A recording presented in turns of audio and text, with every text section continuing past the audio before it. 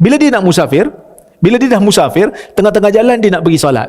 Solat qasar ni bagus ke solat tamam bagus?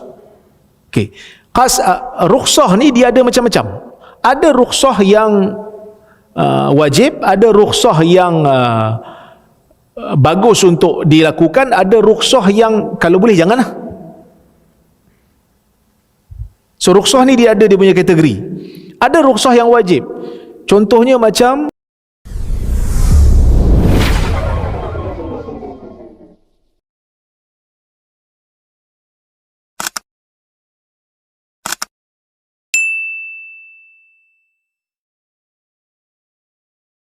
mana lebih utama, qasar ke tamam saat safar? Sebab ada kawan saya, dia tak nak qasar sebab dia rasa mudah je dia singgah untuk solat bila-bila jika dah masuk waktu, dan dia rasa tamam lagi baik dari qasar. Saya dah ajak qasar tapi dia tak nak juga, dia nak tamam juga. Jazakallah khair wa antum jazakumullah khair. Tuan-tuan faham qasar ke tamam ni?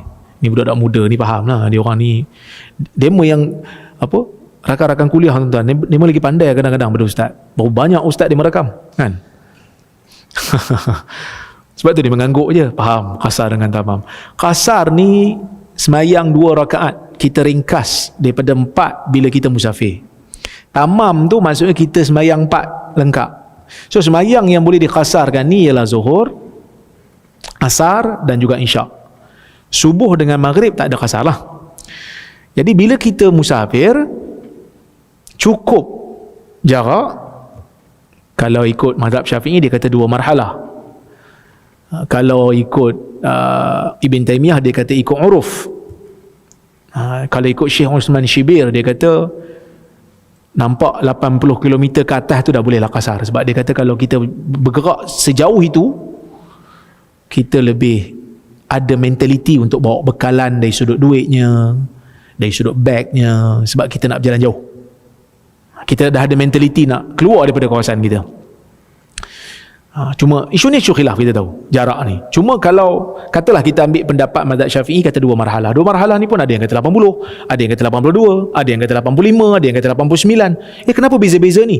Sebab zaman Nabi SAW dia tak ada metrik punya ukuran, tak ada. Zaman Nabi SAW dia akan kira takribi, jarak anggaran. Satu hari perjalanan unta. Dia kira macam tu lah. Macam zaman dulu kan, orang zaman dulu kalau Melayu, berapa jauh lagi? Sepelaung. Tahu Sepelaung? So kalau kita lahung tu orang sana boleh dengar. Tu Sepelaung. Super macam cerita ada filem apa? Cerita filem senario ke apa? Berapa lama lagi kita nak sampai? Sebatang rokok lagi orang kaya. Maksud, saya bukan nak suruh hisap rokok ni, tapi nak bagi tahu zaman dulu kadang-kadang dia orang terpaksa guna anggaran tu untuk tahu berapa jarak. Sebab zaman tu tak ada kiraan metrik yang tepat macam hari ni. Hari ni memang dah ada dah 1 km, 2 km, so senang kira. Okey.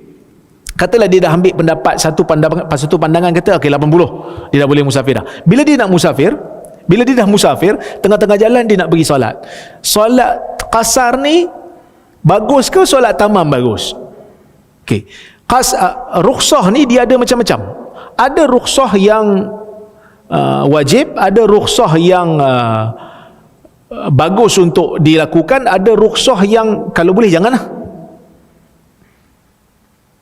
So rukhsah ni dia ada dia punya kategori. Ada rukhsah yang wajib. Contohnya macam kita nak pergi berubat, kalau tak berubat kita mati. Dia kata, tapi kalau saya berubat ustaz, saya kena buka aurat saya. Ada rukhsah tak untuk buka? Ada rukhsah.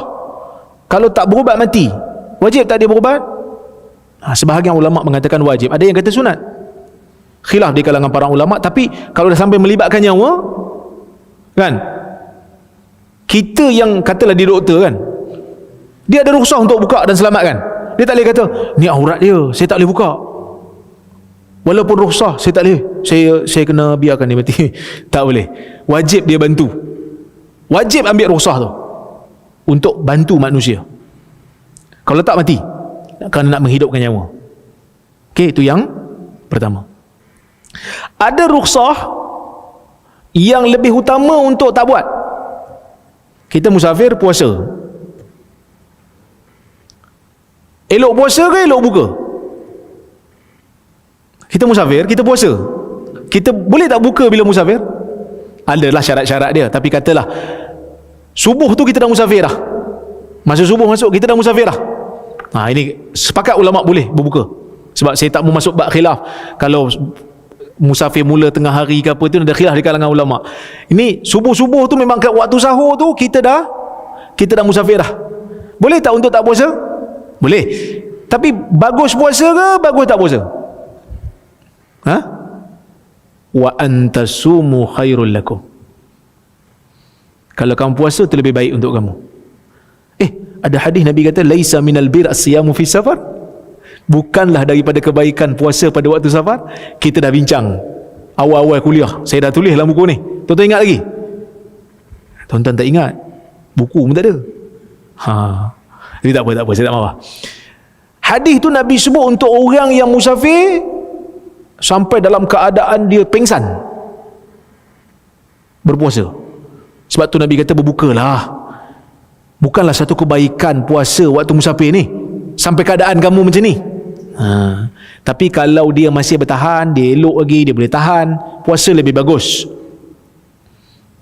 Itu menurut majoriti ulama. Itu yang kedua. Ada rukhsah yang lebih bagus dibuat. Tak wajib, tapi lebih bagus dibuat. Contohnya qasar.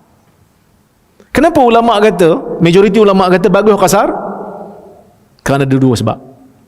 Yang pertama, kerana Nabi SAW kalau musafir, Nabi memang qasar. Itu sunnah. Kan? Nabi SAW solat bersama dengan sahabat, belakang Nabi ada orang yang bukan musafir. Nabi kata apa?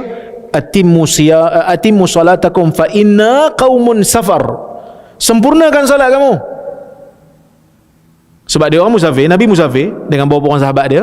Bila dah ada 2 rakaat qasar, bagi salam lah kan.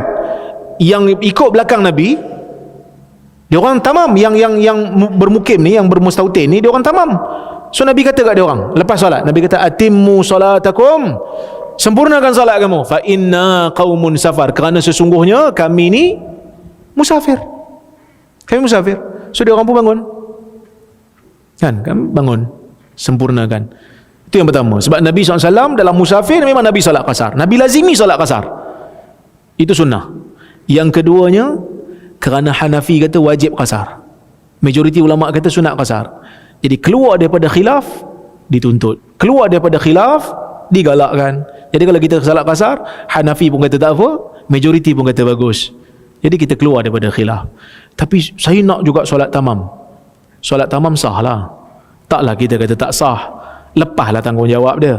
Cuma agama ni bukan apa yang akal fikir semata-mata. Agama ni terutama dalam bab ibadat kadang-kadang melampaui logika akal. Tu saya sebut dulu. Ambil wudu, lepas tu terkentut. Nak kena basuh punggung ke nak kena basuh muka balik untuk solat? Kan? Kalau macam tu saya selesa basuh punggung Ustaz, sebab saya kentut tadi kuat nampaknya. Agama kan macam tu. Nak solat balik, pergi ambil basuh muka balik, basuh tangan balik, sapu kepala balik, telinga, kaki. Walaupun yang kentut tu punggung. Kerana agama ni.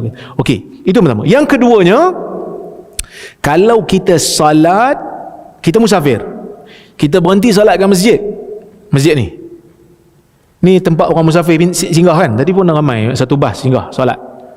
Tapi sebab dia orang solat sama dia orang tadi, dia orang qasar lah. Cuma dia orang singgah, imam tengah solat, imam solat isyak, imam tamam. Dia orang kena solat, boleh solat qasar belakang imam ataupun kena solat tamam? Dia orang wajib solat tamam.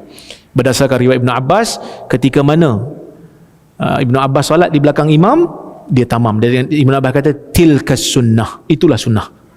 Jadi kalau kita semayang belakang imam yang tamam, maka kita solat tamam. Kalau kita musafir solat sama-sama kita qasar. Tapi kalau dia nak tamam juga, biarlah dia. Macam mana? Itu agama dia. Bukan agama dia, pegangan agama dia. Kita, orang kata saya mengkafirkan orang pula. Itu pegangan agama dia. Itu keyakinan dia. Wallahu a'lam.